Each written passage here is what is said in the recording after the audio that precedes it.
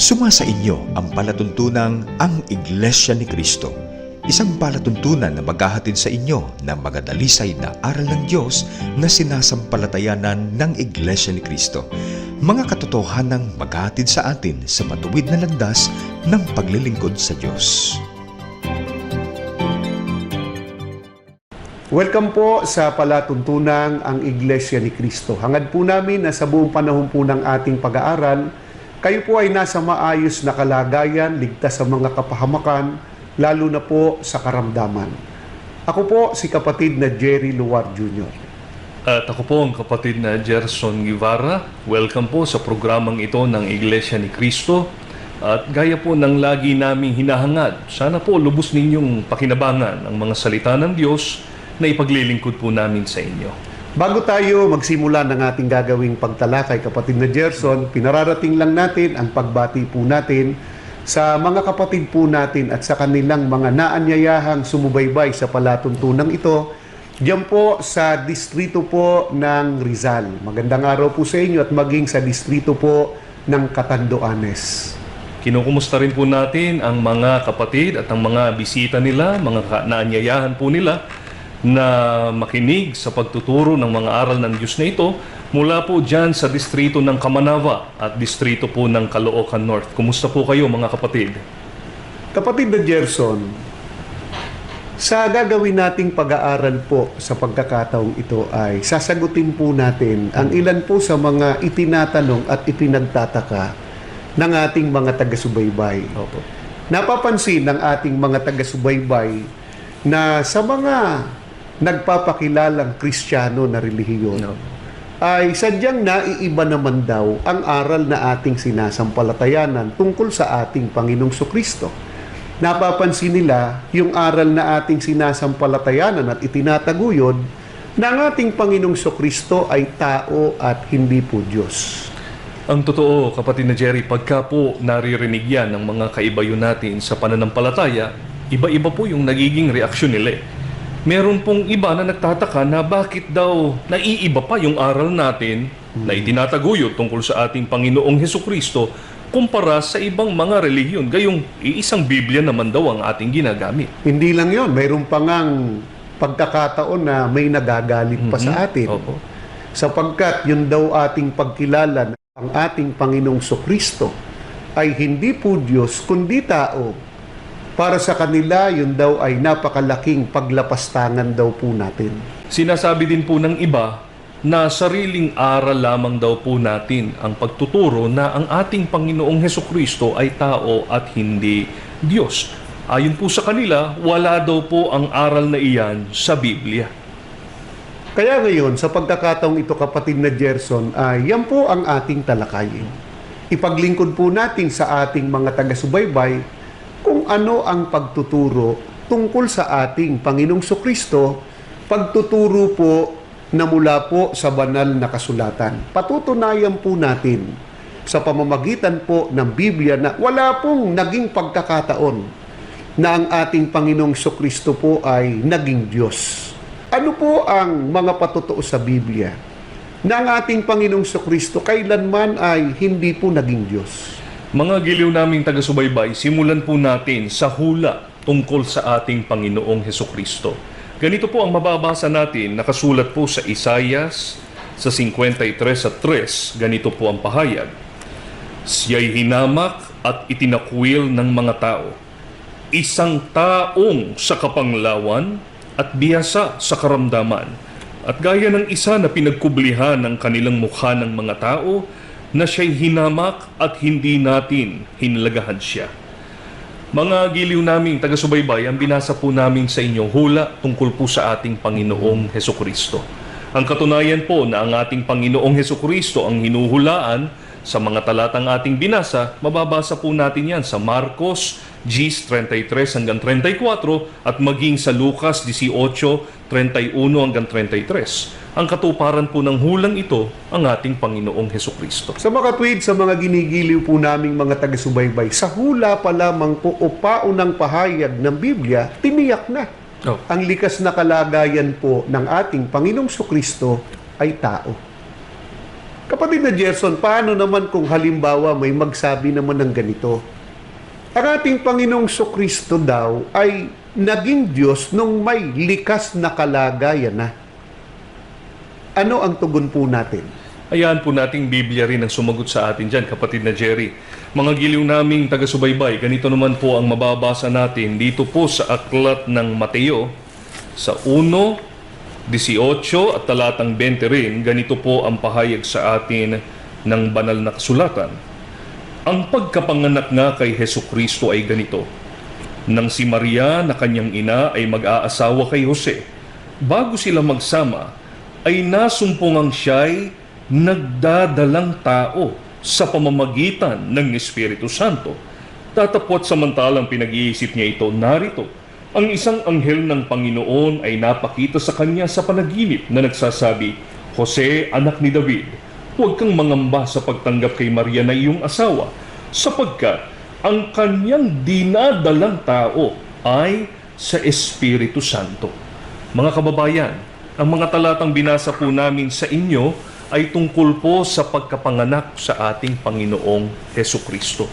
Gaya po ng ating nabasa, ang sabi rito, si Maria po ay nagdadalang tao. Sa makatwid, tao po ang likas na kalagayan ng dinadala ni Maria. At marahil ang ating mga taga-subaybay po ay sasang-ayon po sa sasabihin natin na ang nasa sinapupunan po sa tagpong yan ni Maria ay walang iba kundi ang ating Panginoong Jesucristo. Tama po, kapatid na Jerry. At ikalawa, ang sabi po sa unahan ng talata na ating binasa, ang pagkapanganak nga kay Hesukristo ay ganito. Sa makatwid, talagang tumutukoy po ito sa ating Panginoong Hesukristo.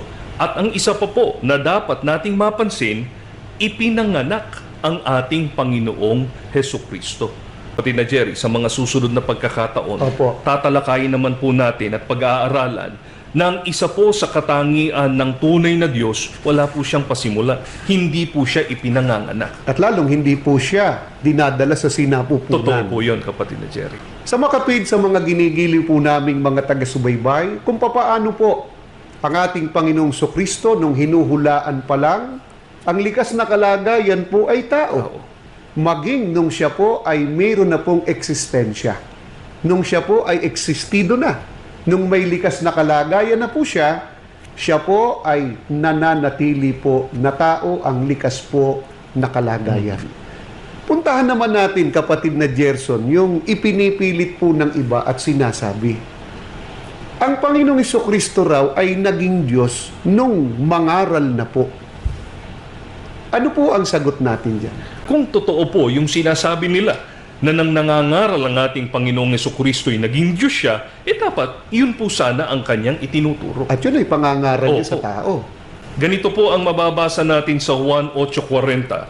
Ganito po ang pagtuturo sa atin ng ating Panginoong Hesukristo. Datapwat ngayoy pinagsisikapan ninyo akong patayin na taong sa inyo'y nagsaysay ng katotohanan na aking narinig sa Diyos.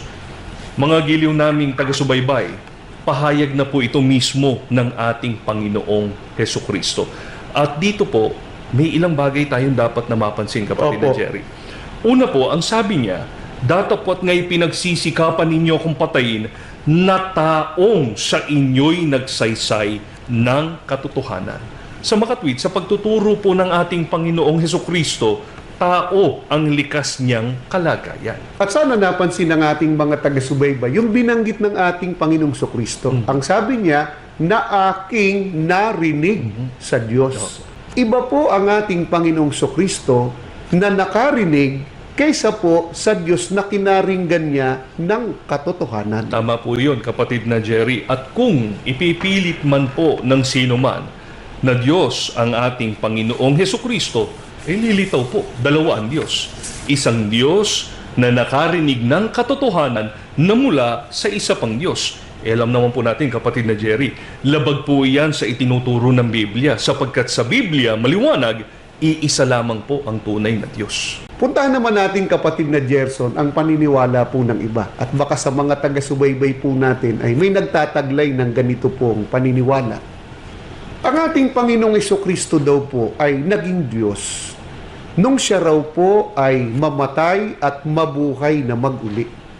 Kung hindi raw po siya Diyos, bakit daw po nung namatay siya, ay nabuhay po siyang mag-uli? Ano po ang sagot po natin dyan? Hindi lang naman po sila ang nagkaroon ng maling isipan na yan na nang muling mabuhay ang ating Panginoong Hesukristo ay naging Diyos na siya. Maging ang mga unang alagad po, nagkaroon din ng maling paniniwala na agad naman pong itinuwid ng ating Panginoong Hesukristo. Ganito po ang mababasa natin, mga giliw naming taga-subaybay, dito po sa Lucas 24:36 hanggang 37, ganito pong pahayag. At samantalang kanilang pinag-uusapan ng mga bagay na ito, siya rin ay tumayo sa gitna nila at sa kanila'y nagsabi, "Kapayapa ay sumainyo." Datapwat sila'y kinilabutan at nangahintakutan at inakala nila na nakakakita sila ng isang espiritu. Mga kababayan, ang mga talatang binasa ko po sa inyo, ito po yung pangyayari pagkatapos na muling buhayin ang ating Panginoong Hesukristo. Gaya nga po ng ating nabasa, napakita po siya sa kanyang mga alagad. Ngayon, nang makita po siya ng kanyang mga alagad, ang inakala po ng kanyang mga alagad, ang sabi sa ating binasa, sila anya'y nakakakita ng isang espiritu. Sino po ba yung espiritu na inakala ng mga alagad na nakita po nila sa tagpong yan? Basahin po natin ang nakatala dito po sa Juan, sa 4 at 24. Ganito po ang ating mababasang pagtuturo ng mga banal na kasulatan. Ang Diyos ay espiritu, at ang mga sa Kanya'y nagsisisamba ay kinakailangang magsisamba sa espiritu at sa katotohanan. Ang nasa kalagayang espiritu po na inakala ng mga alagad na kanilang nakikita nang magpakita sa kanila ang ating Panginoong Hesukristo ay walang iba po kundi ang ating Panginoong Diyos. Kaya, ang mga alagad po nang magpakita sa kanila ang ating Panginoong Hesukristo, inakala po nila na naging Diyos na ang ating Panginoong Hesukristo. Yan ding tagpong yan, kapatid na Gerson. Opo. Tinanggap kaya ng ating Panginoong Kristo ang naging isipan at pag-akala ng kanyang mga alagad na nung ang ating Panginoong Kristo'y buhaying mag-uli, naging Diyos ang likas na kalagayan. Bago po natin puntahan ang kasagutan sa katanungan natin yan, magpapakilala lang po muna ang ating himpilan at sa pagbabalik po namin, ipagpapatuloy po natin ang ating pagtalakay. Nakikinig kayo sa Iglesia ni Cristo Radio, DZEM 954, ang tinig ng katotohanan.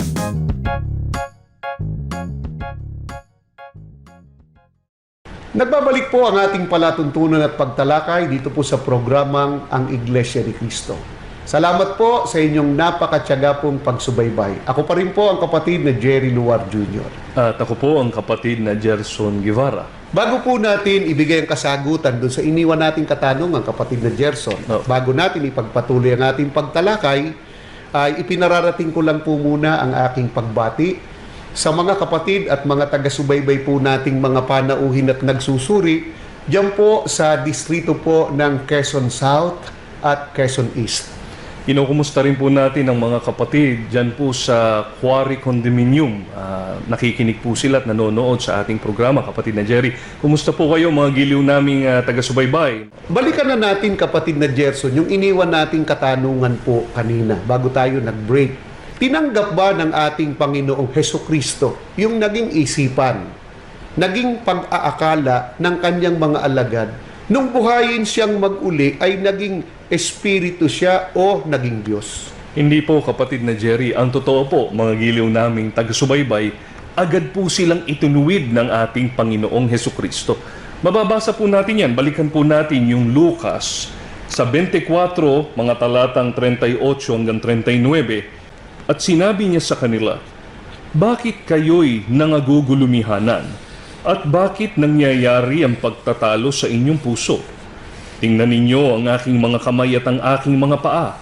Ako rin nga, hipuin ninyo ako at tingnan, sapagkat ang isang espiritu'y walang laman at mga buto, na gaya ng inyong nakikita na nasa akin." Mga giliw naming taga-subaybay, Ito po ay pahayag ng ating Panginoong Hesukristo. Tingnan anya ninyo ang aking mga kamay at mga paa, hipuin ninyo ko at tingnan.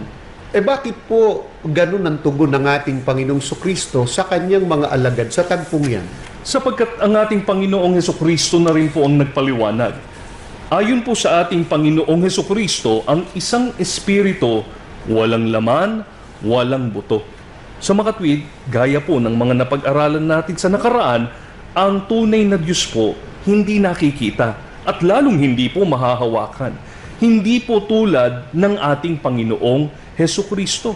Ang sabi nga po niya, hipuin ninyo ko at tingnan. Sa makatwid, nahahawakan at nakikita po ang ating Panginoong Hesukristo. Sa makatwid, mga ginigiliw po naming mga taga-subaybay, nananatili po ang likas na kalagayan ng ating Panginoong Kristo na siya po ay tao. Kahit na po nung siya po ay buhaying mag-uli. Opo. Ang totoo, hindi pa dun sa buhayin siyang mag-uli ay napatutunayan siya po hindi Diyos. Opo, totoo po yan. Nung siya'y mamatay, Opo. di po ba mga ginigiliw naming taga-subaybay?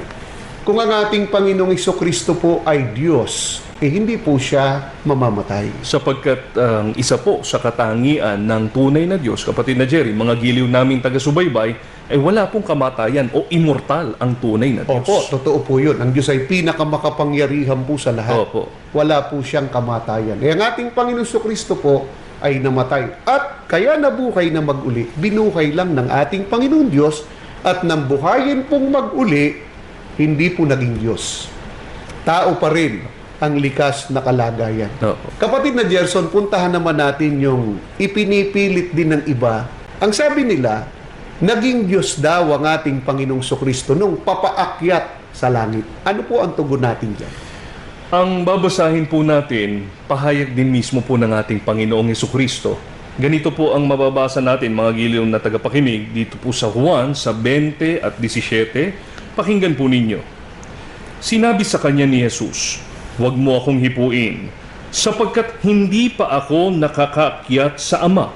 Ngunit, pumaroon ka sa aking mga kapatid at sabihin mo sa kanila, aakyat ako sa aking Ama at inyong Ama, at aking Diyos at inyong Diyos." Ang tagpo pong ito, mga giliw naming taga-subaybay, ay nang ang ating Panginoong Hesukristo po ay papaakyat na sa langit. Ang sabi po ng ating Panginoong Hesukristo, aakyat ako sa aking Ama at inyong Ama, aking Diyos at inyong Diyos.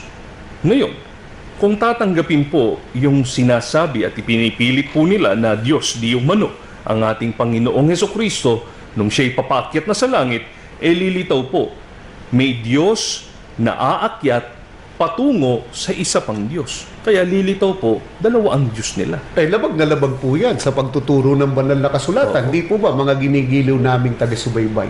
Ang tunay na Diyos po, isa lang. Opo.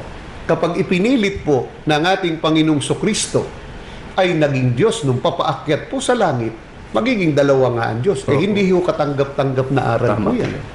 Puntahan naman natin yung binabanggit din ng mga naniniwalang Diyos ang ating Panginoong Kristo. Ang ating Panginoong Kristo raw ay naging Diyos nung nasa langit na raw siya. Ano po ang sagot natin dyan? Ganito po ang ating mababasa dito po sa aklat ng Ebreo, sa Gs 12, sa isang salin po ng Bibliang Ingles, dito po sa New King James Version, "By that will we have been sanctified through the offering of the body of Jesus Christ once for all. And every priest stands ministering daily and offering repeatedly the same sacrifices which he can never take away sins. But this man, after he had offered one sacrifice for sins forever, sat down at the right hand of God." Mga giliw naming taga-subaybay, maliwanag po ang itinuturo sa atin ng mga banal na kasulatan. Ang sabi po sa Biblia, "This man sat down on the right hand of God."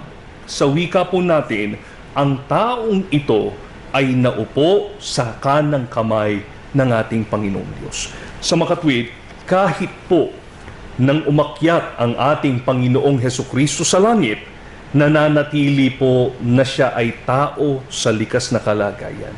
Mga ginigiliw naming mga taga-subaybay, sana po ay naging maliwanag po sa atin ang mga pinag-aralan po natin alinsunod po sa mga patutuon ng Biblia. Kailanman po ay walang naging pagkakataon na ang ating Panginoong Jesucristo po ay naging Diyos. Tiniyak po sa atin, hinuhulaan pa lamang po ang ating Panginoong Jesucristo, tao ang likas na kalagayan. Nung siya po ay existido na, may likas na kalagayan na po, tao ang likas na kalagayan po niya. Nung ang ating Panginoong Jesucristo po ay mangaral, siya po ay tao sa likas na kalagayan. Nung siya po ay mamatay at mabuhay na maguli, lalong napatunayang hindi Diyos, kundi tao ang likas na kalagayan po niya. At nung siya po ay umakyat sa langit at nasa langit na po, nananatiling tao ang likas po niyang kalagayan. Kaya hindi ho paglapastangan, kapatid na Gerson, ang itinataguyod natin na pagkilala sa Panginoong Jesucristo na hindi po siya Diyos kundi siya'y tao. Siya po mismo itinuturo po niya na likas na kalagayan niya po ay tao. Bakit po namin ito inihahayag sa inyo, mga ginigiliw naming mga taga-subaybay? Una, para kayo po ay makapag-ingat. Huwag po kayong madaya ng mga nagtuturo ng maling aral na Diyos ang ating Panginoong Jesucristo. Ikalawa po, para nang sa ganon ay magawa po natin ang tunay na pagkilala sa ating Panginoong Hesukristo. Ikatlo po, para makasama po namin kayo dito sa tunay na pagkilala at paglilingkod. Dito po yan sa loob po ng Iglesia ni Cristo. Salamat po ng marami po sa inyo pong pagsubaybay sa atin pong naging pagtalakay. Bago tayo pansamantala pong maghiwa-hiwalay, samahan po ninyo kami sa isang panalangin. Panginoon na aming Diyos, salamat ng marami po sa iyo. Amen. Sumasampalataya po kami, ang mga taga-subaybay po namin, lalo na ang mga nagsusuri, nakinabang po sila sa mga kalooban mo po, na narinig po nila sa pagkakataong ito. Amen. Panginoong Jesucristo, dumudulog kami sa iyo. Salamat po, ipinamamagitan mo kami sa Ama. Ipamagitan mo po ang aming panalangin, ang aming paghahangad na ang mga taga-subaybay naming nagsusuri, makasama po namin sa loob po ng iyong banal na iglesia. Amen.